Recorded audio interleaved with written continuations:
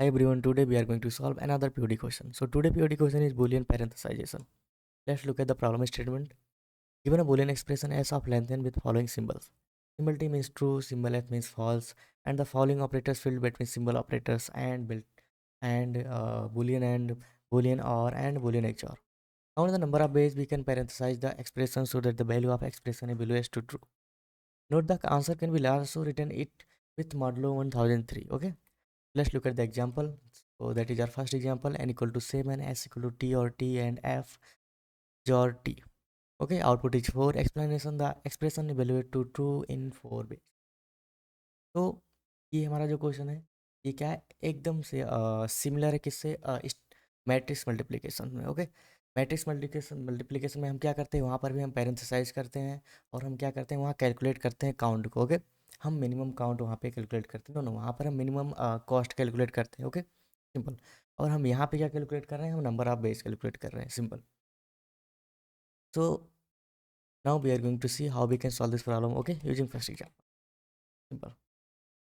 सो यहाँ पे हमारा क्या दे रखा है, हमारा एक्सप्रेशन। ठीक है। Okay, S equal to T और T and F and T. Okay, simple. So you can see this is the first way, this is second way, this is third way, and this is fourth way. Okay, simple. So um, we solve this expression first and solve this after this. Okay, simple. Okay, so यहाँ पे क्या होगा, हमारा हमेशा हमें ये confirm है कि हमेशा अम, दो वैल्यू के बीच और ट्रू या फॉल्स जो भी है उसके बीच हमेशा कोई ना कोई एक ऑपरेटर फिक्स है होगा। ठीक है, ऐसा नहीं है कि हमारा ट्रू ट्रू हो एंड एफ हो, या फिर एफ एंड टी। ऐसा नहीं है कि एफ एफ एक्सॉर ट्रू हो, ऐसा नहीं हो सकता। ठीक है, हमें इतना पता है कि दो वैल्यूज़ के बीच में हमेशा क्या होगा, हमारा कोई ना कोई ऑपरेटर होगा। ठीक है, सिंपल। तो बेसिकली हम कर क्या सकते हैं, देखो, just a second.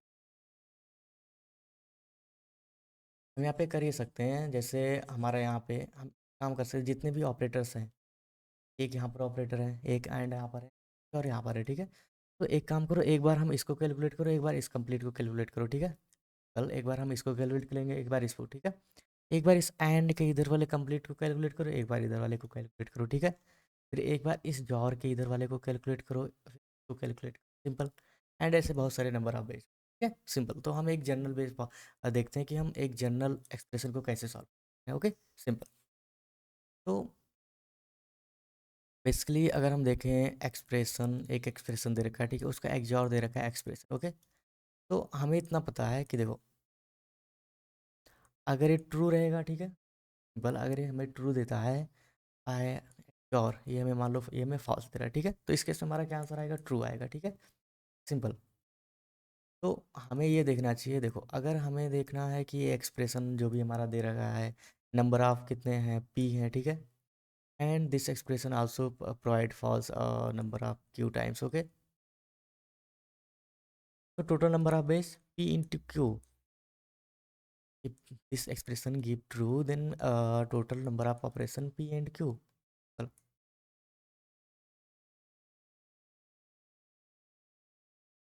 Okay, no, देखते हैं थोड़ा सा और डिटेल में देखते हैं। ठीक है, बेसिकली हमारा एक्सप्रेशन क्या दे रखा है, टी और T and F XOR T. Okay, simple. हम क्या कर सकते हैं, देखो, एक बार यहाँ पे क्या दे रखा है, देखो, हम सबसे पहले इसको, इस एक्सप्रेशन को कैलकुलेट करो। ठीक है, तो टी और टी हमारा क्या होगा, हमेशा ही हमें क्या देने वाला है, ट्रू वैल्यू देने वाला है। ठीक है, अगर हम इसकी बात करें तो ये हमेशा हमें ट्रू देगा। ठीक, बीच में हमारा एंड है। ठीक है, तो बीच में अगर हमारा एंड है तो इस केस में क्या होगा, true and true, always true देगा। ठीक है, सिंपल। तो हमारा एक वे तो ये हो गया। ठीक है, हम सेकंड वे की यहाँ पे बात करें अगर, तो सेकंड वे में हमने क्या किया, देखो, मैंने जो बोला था आपको, ऑपरेटर वाइज हम क्या कर देते हैं, इसको अलग अलग कर देते हैं। जैसे हमने क्या किया, पहले इस वाले एक्सप्रेशन को सॉल्व किया, फिर इस एक्सप्रेशन को सॉल्व किया, इस ऑपरेटर के पहले और इस ऑपरेटर के बाद वाला। ठीक है, सिंपल।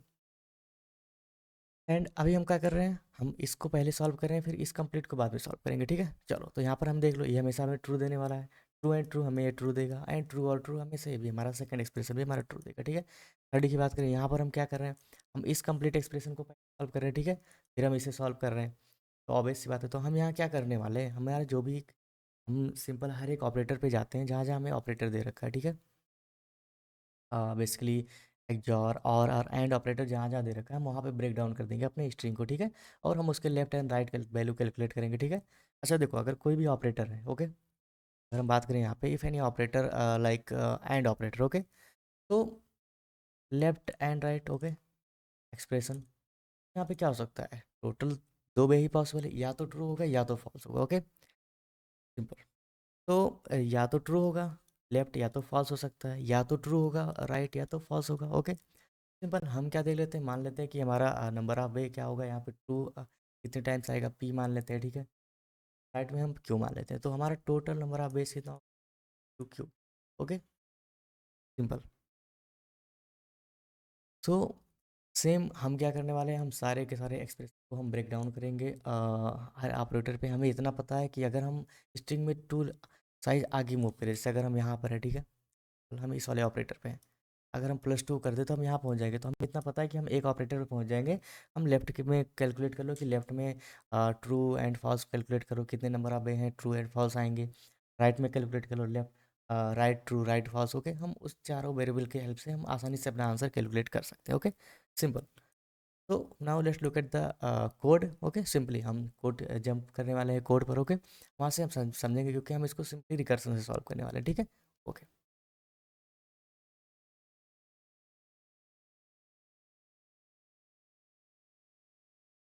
ओके सो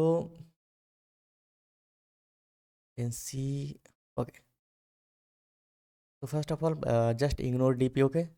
सबसे पहले हम क्या करने वाले हैं, हम डिस्कस करेंगे रिकर्सन, ओके। पहले अपन रिकर्सन देखते हैं कि रिकर्सन कैसे चल रहा है, ओके। आफ्टर दिस हम देखेंगे कि डीपी कैसे अपन ने लगाया है, ठीक है, चलो। तो इंट एंड स्ट्रिंग हमारा ये काउंट बेस है, ठीक है। रिटर्न हम कर रहे हैं, एक सॉल्व फंक्शन बना रखा है हमने, स्ट्रिंग पास कर रहे हैं अपन, starting position and ending position अपन देख रहे हैं, ठीक है। एंड हम एक पास कर रहे हैं बोलियन की, हमें क्या करना है, मॉडिफाई करना है या नहीं करना है, ठीक है, simple. Basically true and false हम देख रहे हैं, ओके। ओके, तो यहाँ पर देखो, पहले तो हमने डीपी बना रखा है, इसको कुछ टाइम के लिए इग्नोर करो। If i is greater than j, okay, if our starting point is greater than ending point, तो obviously return false, okay, simple. If i equal to j and if is true equal to 1, i equal to j means i equal to j हमारा कब होगा, जब हमारे पास केवल एक character बचेगा, ठीक है, मीन्स हमारे पास केवल एक ही कैरेक्टर है। अगर हमारा इस ट्रू वेरिएबल ट्रू है, तो उसके समय देख लेना चाहिए भाई, रिटर्न करो तो ऐसा फाई इक्वल टू ट्रू, अगर ट्रू है तो सिंपल ट्रू रिटर्न आ जाएगा, अदरवाइज फॉल्स है, ठीक है, सिंपल। आई इक्वल टू जे मतलब कि हमारे पास एक ही कैरेक्टर है, ओके, सिंपल। ओके सो कुछ टाइम के लिए इसको थोड़ी टाइम के लिए इग्नोर करो, ठीक है, ओके। इसके लिए हमें क्या करना है, इंटीजर वैल्यू हमें नंबर ऑफ बेस कैलकुलेट करना है, okay. So number of base calculate करने के लिए हमें क्या करना होगा, हमने एक वेरिएबल बना रखा है answer equal to 0, okay.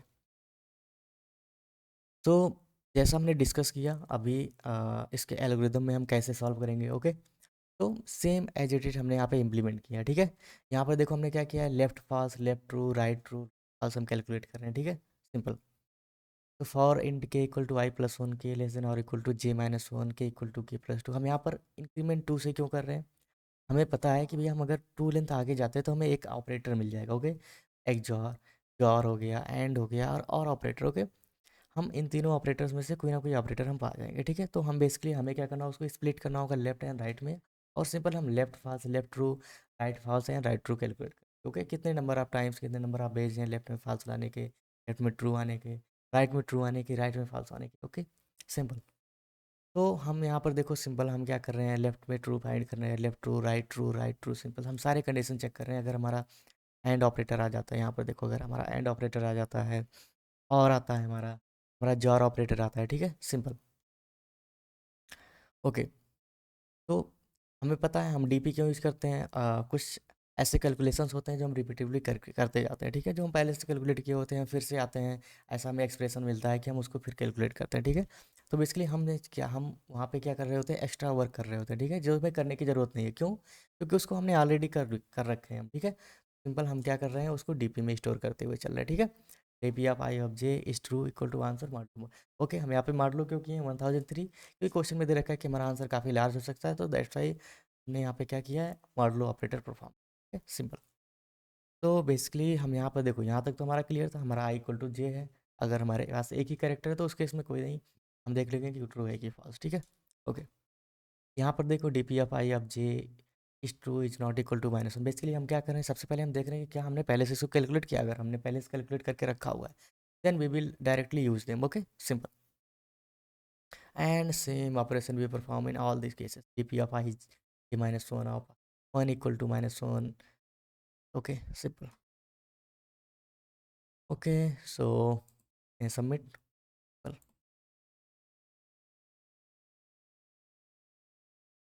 okay, so this question totally same as matrix multiplication. Okay, हम मैट्रिक्स मल्टीप्लिकेशन में क्या करते हैं, हम वहाँ पर भी पैरेंथेसाइज करते हैं। ठीक है, वहाँ पर हमें क्या कैलकुलेट करना होता है, कॉस्ट हम कैलकुलेट करते हैं, हम नंबर ऑफ बेस कैलकुलेट कर रहे हैं। ठीक है, अगर आपको ये थोड़ा सा भी अगर डाउट लग रहा है कि ना समझ में आया हो थोड़ा बहुत, ठीक है, तो मैं आपको सजेस्ट करूँगा कि आप पहले इस मैट्रिक्स मल्टीप्लिकेशन का प्रॉब्लम सॉल्व करके आओ। ठीक है, उसके बाद आपको ये 100% क्लियर आएगा। वैसे अगर आपने इसको ध्यान से सुना होगा कि हम कैसे सोच रहे हैं, ठीक है, हमारा थिंकिंग कैसे है, ठीक है, इस क्वेश्चन के अकॉर्डिंग, ठीक है, हम क्वेश्चन को कैसे सोच रहे हैं, कैसे हम सॉल्व कर रहे हैं, ठीक है, हम एल्गोरिदम कैसे डिस्कस किए, कैसे सारी चीज़ें अगर आप ध्यान से सुनोगे तो आपको पक्का जो है समझ में आने वाला है। ठीक है, सिंपल।